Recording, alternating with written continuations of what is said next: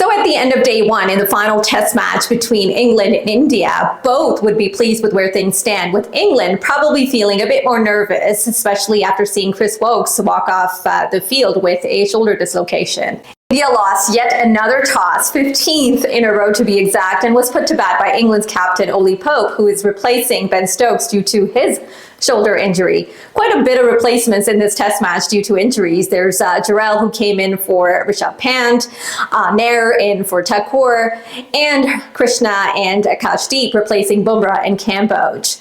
A bit of a dodgy start with Jaiswal getting out early, who has yet to make a big impact in the series after a century in the first test match.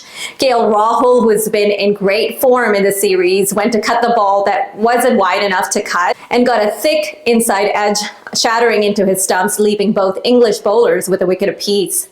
And then walked in the man in form and star of the series, Shubman Gill, in what could be described as brain fog. Gill, who has scored the most run in a series by an Indian captain, misjudged and just took off for a run which was never there.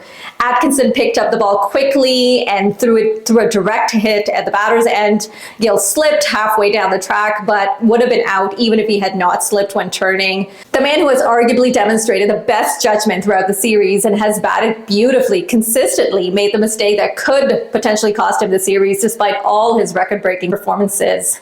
JB Overton and Josh Tongue were wayward and all over the place, with Tongue leaking 11 extra runs in his first over. Whether it was the pitch or the conditions, but then produced two absolute jaffas. One, a beautiful outswinger to get left-hander Sudarshan caught behind, and then a couple overs later, Jadeja, who managed to score only 5 runs in the first innings.